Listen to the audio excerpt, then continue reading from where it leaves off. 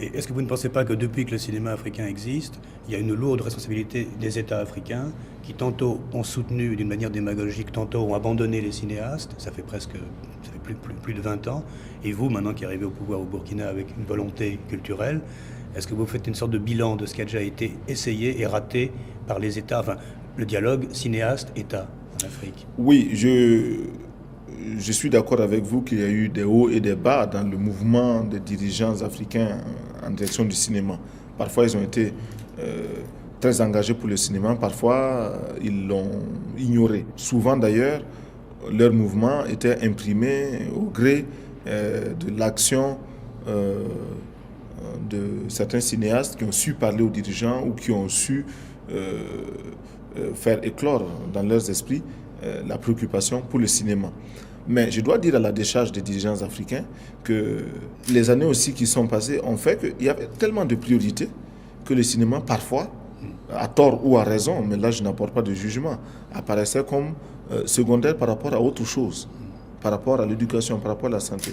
Aujourd'hui, nous, en tout cas au Burkina, nous nous disons que le cinéma est un moyen également efficace pour réaliser ces priorités-là. Donc il n'y a pas d'incompatibilité. Et même mieux, le cinéma est une façon élégante et agréable de créer chez les peuples africains, de développer chez eux les attitudes que nous souhaitons pour la construction de notre bonheur en Afrique. L'hygiène, l'éducation, la discipline, le travail, tout cela, le cinéma peut le dire aussi. Il le dit d'une manière qui serait bien plus agréable, plus acceptable que la matraque ou la répression, la coercition. Bon, donc aujourd'hui, nous pensons que notre devoir au Burkina Faso est d'aller encore plus loin que les balbutiements. En ce sens, nous avons face à nous notre propre public qui a intériorisé le cinéma et le FESPACO. En ce sens, nous avons les cinéastes burkinabés, mais nous avons aussi tous ceux-là qui viennent au FESPACO, qui nous regardent. Et vous m'avez entendu faire annoncer hier soir que nous demandions à tous ceux qui sont venus à ce festival de nous écrire pour nous formuler leurs critiques et leurs suggestions pour non seulement un meilleur FESPACO en 89 et les années à venir, mais aussi plus de responsabilités et de conséquences dans le soutien au cinéma. Nous ne trouvons pas les solutions tout seuls, mais en tout cas, nous pensons être suffisamment armés de volonté et de détermination. D'accord. Je crois que c'était la Oh là là, dernière. non. Hein?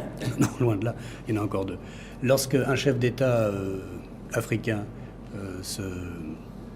veut utiliser l'image pour conscientiser son peuple, est-ce qu'aujourd'hui, en 87, il ne ferait pas peut-être mieux que le cinéma, qui est une chose lourde, symbolique, compliquée, d'utiliser par exemple la télévision, l'audiovisuel? Est-ce que c'est pas politiquement plus efficace? Oui, c'est vrai que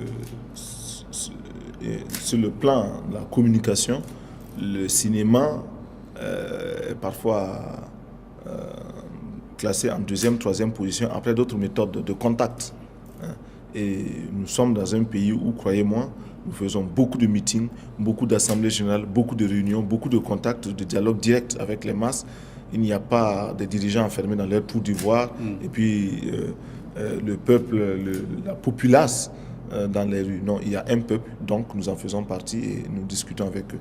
Mais techniquement parlant, le cinéma 16, 38, 16, 35 mm, aujourd'hui, est sérieusement menacé par la télévision. C'est un point de vue que j'aimais et simplement des raisons techniques. La télévision qui emprunte la même démarche que le cinéma a cependant cet avantage, la spontanéité. C'est assez immédiat la télévision par rapport au cinéma. C'est moins lourd.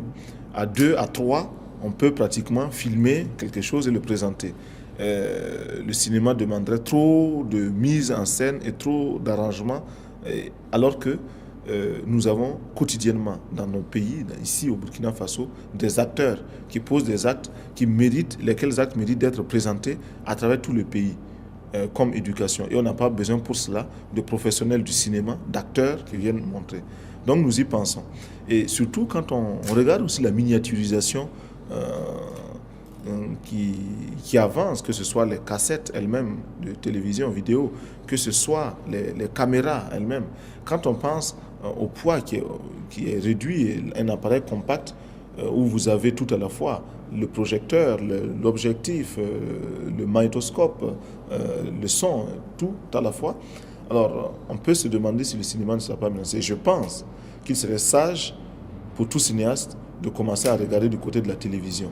Et je pense qu'il serait sage pour tout dirigeant, tout régisseur de salle de cinéma, de commencer à voir comment un film peut passer d'un studio de télévision à une projection dans une salle.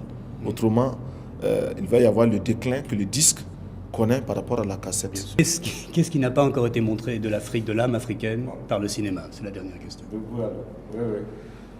La dignité africaine est suffisamment montrée, présentée. Le cri du cœur, la justesse aussi, la noblesse et la nécessité de la lutte en Afrique, cela est insuffisamment présenté.